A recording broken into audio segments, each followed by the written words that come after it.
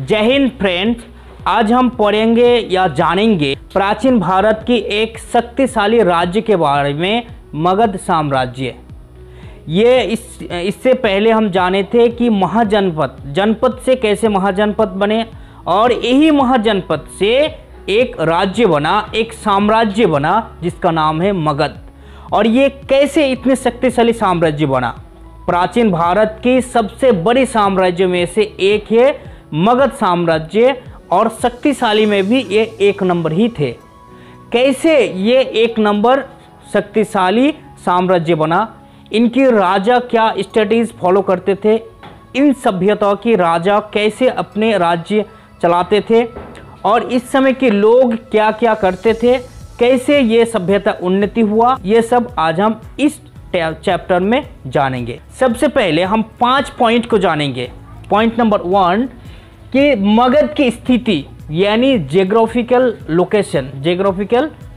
Location, उसके बाद प्रमुख राजधानी इंपॉर्टेंट कैपिटल, मगध साम्राज्य की इंपॉर्टेंट कैपिटल, उसके बाद मगध के उत्थान के कारण ये जो मगध साम्राज्य था इसका रीजन क्या था, ये कैसे उन्नति हुआ, कैसे ये उठा, कैसे बड़ा हुआ, कैसे बड़ा साम्राज्य बना। उसके बाद हम जानेंगे कि प्रमुख राजवंश, क्योंकि जब भी एक राज्य गठन होता है, कोई साम्राज्य बनता है, तो एक इंसान से तो ये पॉसिबल है नहीं। एक इंसान, एक वंश के लोग, एक का 4 लड़का हो गया, 4 लड़का का फिर 4 लड़का हो गया, ऐसे साम्राज्य बन गया, ऐसे तो होगा नहीं। तो कौन से राजवंश थे इस साम्राज्य के अंदर। उसके बाद कि मगध की महत्व यानी इंपॉर्टेंस ऑफ मगध, ये जो साम्राज्य था इसका क्या महत्व था, ये साम्राज्य का क्या महत्व था, क्या इंपॉर्टेंस था। तो एक एक करके हम विस्तार से जानते हैं कि मगध की स्थिति। मगध वर्तमान बिहार राज्य में स्थित था और इसके पास से गंगा नदी बहती थी, इसलिए इन सभ्यता के लोगों की कृषि और व्यापार में बहुत तेजी से उन्नति हुआ। सवाल ये है कि जब नदी बहती है तो माना जाता है कि कृषि उन्नति होती है, क्योंकि कृषि में पानी बहुत महत्वपूर्ण एक पदार्थ है जिसके बिना खेती नहीं होती है, जिसके बिना कृषि नहीं होती है। लेकिन व्यापार में कैसे उन्नति हुआ, क्योंकि हम लोग पहले से जानते हैं कि एंशिएंट टाइम में, प्राचीन टाइम में लोगों की मीन्स ऑफ ट्रांसपोर्टेशन का मेन जो पथ था वो था वाटरवेज यानी जलपथ। नदी से यातायात करना, एक जगह से दूसरी जगह जाना, एक जगह की सामान दूसरी जगह तक पहुंचाना, ये वाटरवेज के वजह से होता था, पॉसिबल होता था, इसलिए व्यापार में उन्नति हुआ। प्रमुख राजधानी यानी इंपॉर्टेंट कैपिटल मतलब जैसे हमारे देश का कैपिटल से न्यू दिल्ली, वहाँ से देश की पूरे फॉर्मेलिटीज़, पूरे ऑफिशियल वर्क जो काम है वो दिल्ली से होते हैं, कैपिटल से होते हैं। तो साम्राज्य का कैपिटल मतलब राजा वहाँ पर रहता था और राजा पूरे राज्य में शासन चलाता था। पहले कैपिटल था राजगृह, उसके बाद कैपिटल राजधानी को बदल के किया पटलिपुत्र।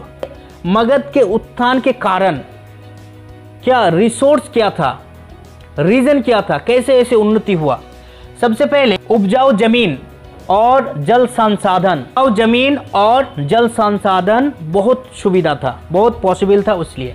उसके बाद लोहे की खदान पास में ही थी, जिससे युद्ध की सामान आसानी से बनाया जाता था। लोहे की खदान बहुत नज़दीक था, जिस वजह से युद्ध की सामग्री बनाने में मदद मिला।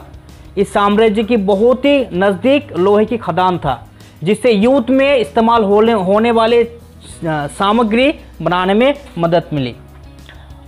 3 नंबर उसमें क्या कि गंगा नदी से व्यापार और परिवहन आसान हुआ, यानी लोगों को एक जगह से दूसरी जगह अपने सामान ले जाना, लोग जाना, व्यापार करना गंगा नदी की वजह से बहुत ही पॉसिबिलिटी हुआ, क्योंकि उस टाइम का मीन्स ऑफ ट्रांसपोर्ट मेन जो था वो था वाटरवेज यानी जलपथ।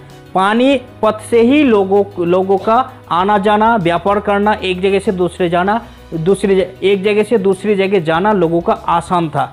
जैसे आज के टाइम पे क्या हो गया, means of transport land transport हो गया, एयर ट्रांसपोर्ट हो गया। लेकिन एंशिएंट टाइम में, प्राचीन काल में मेन सोर्स था, मेन रास्ता था पानीपत, यानी पानी से आना जाना, वाटरवेज। मजबूत सेना और राजनीतिक प्रधानमंत्री यानी राजा, बहुत शक्तिशाली राजा, ठीक है ना।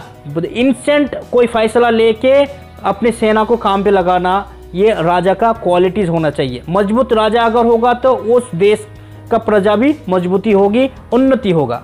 उसके बाद प्रमुख राजवंश यानी कौन से वंश थे? हर्यक वंश एक थे हर्यंश वंश। उसमें क्या था, सबसे प्रसिद्ध राजा जो था उसका नाम था बिम्बिसार। उसने अजातशत्रु को उत्तराधिकारी बनाया। उसके बाद इसी साम्राज्य में बौद्ध और जैन धर्म फली फूली। इसी साम्राज्य में बौद्ध धर्म और जैन धर्म का शुरुआत हुआ, क्योंकि ये राजा लोग बौद्ध धर्म को समर्थक करते थे। उसके बाद था शिशुनाग वंश। ये शिशुनाग वंश जो था उन्होंने वो वंश क्या किया कि राजधानी को स्थानांतरित किया, एक जगह से दूसरी जगह राजधानी को लेके गया। प्रमुख राजवंश में से और एक राजवंश था जिसका नाम था नंद वंश। तो महान शासक महापद्म नंद, और इस वंश का बड़ा और शक्तिशाली साम्राज्य, इसी वंश में से इस साम्राज्य को बहुत बड़ा साम्राज्य और शक्तिशाली साम्राज्य बनाया। उसके बाद लास्ट ऑप्शन की मगध की इम्पोर्टेंस यानी महत्व। आगे चलकर मौर्य साम्राज्य की स्थापना की। इसी साम्राज्य में से मौर्य साम्राज्य का नींव रखा गया। दूसरी, इसी साम्राज्य में से बौद्ध और जैन धर्म का प्रचार हुआ। इसी साम्राज्य से, मगध साम्राज्य से बौद्ध धर्म और जैन धर्म का स्थापित हुआ। प्राचीन भारत का पहला सबसे बड़ा और सबसे ताकतवर शक्तिशाली साम्राज्य बना ये मगध साम्राज्य। तो ये फुल डिस्कशन था, ये फुल कहानी थी मगध साम्राज्य के। आज के लिए बस इतना ही। फिर मिलते हैं आपसे अगली टॉपिक में, जो टॉपिक होगा जैन और बौद्ध धर्म के बारे में। तब तक आप खुश रहिए और पढ़ते रहिए।